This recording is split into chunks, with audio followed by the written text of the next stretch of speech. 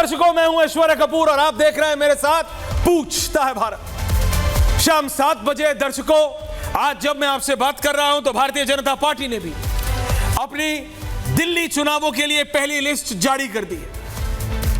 आम आदमी पार्टी पहले ही जारी कर चुकी है। दर्शकों, जब भी बात दिल्ली की होती है या किसी ऐसे प्रदेश की जहां भाजपा बनाम आम आदमी पार्टी है, यानी बीजेपी वर्सेस AAP, तो बात सिर्फ इसकी होती है। एक तरफ कहता है भारतीय जनता पार्टी के नेता कि ये कौन है जी, ये तो कहते थे ना घर लूंगा ना गाड़ी लूंगा, घर भी लिया तो क्या लिया, गाड़ी भी ली तो क्या दी। फ्री पानी फ्री बिजली की बात करने वाले फ्री शराब तक पहुंच गए, यह भारतीय जनता पार्टी का आरोप रहता है। वहां दूसरी तरफ आम आदमी पार्टी खड़ी होती है और कहती है लगा लो आरोप, डाल दो हमारे नेताओं को जेल में। तुमने हेमंत सोरेन को भी तो डाला था, क्या हुआ झारखंड में, दिल्ली में भी वही होगा। लेकिन बात कहीं ना कहीं दिल्ली में, अभी कैंडिडेट्स की बात करूंगा अगले 1.5 मिनट में, लेकिन ये जो तस्वीरें आप देख रहे हैं ये सारी तस्वीरें हैं। लेकिन बात इसलिए हो जाती है क्योंकि अब प्रधानमंत्री खुद अरविंद केजरीवाल के भूतपूर्व घर की बात कर रहे हैं, क्योंकि ये घर जिसकी तस्वीरें आप देख रहे हैं इसकी वो सारी चीजें हैं। Can I change visuals? घर में इस घर की बहुत बात हो चुकी है, लेकिन क्या ये घर अरविंद केजरीवाल को दिल्ली का इलेक्शन हराएगा और भारतीय जनता पार्टी को जिताएगा? क्या ये होगा? क्योंकि आम आदमी पार्टी ये नहीं कहती है, नहीं भाई हम तो जनता की बात करते हैं।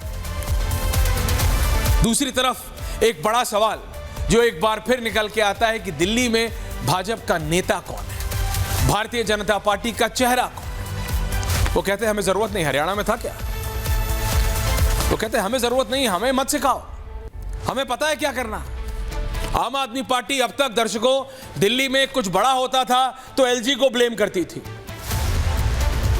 कहीं नाली नहीं बनी, कहीं पुलिया नहीं बनी तो MCD को ब्लेम करती थी। इस बार MCD भी आम आदमी के पास है और विधानसभा में बहुमत भी उनकी है। तो बीजेपी कह रही अब फंसे, अब है मौका। बीजेपी कह रही ये मौका नहीं छोड़ना। सर्वेस की बात करें, दोनों पार्टी इंटरनल सर्वेस कराती हैं।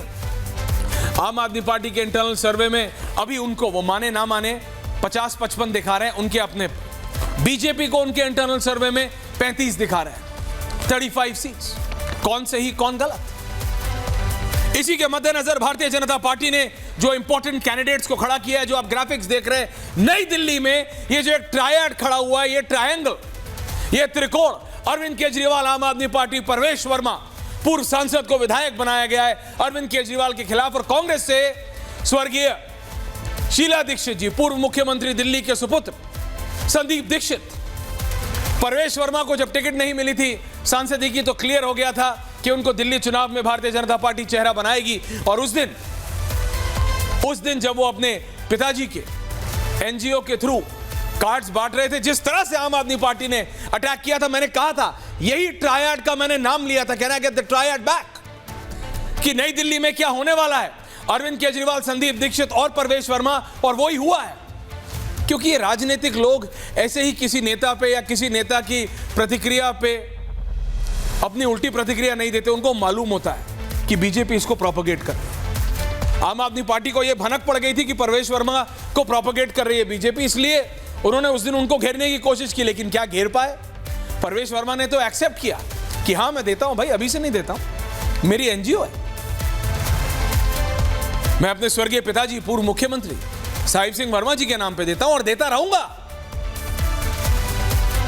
लेकिन दिल्ली इतना आसान नहीं है, ये और भी आप चलाएंगे। मनजिंदर सिंह सिरसा को लेके आए हैं, आतिशी जी के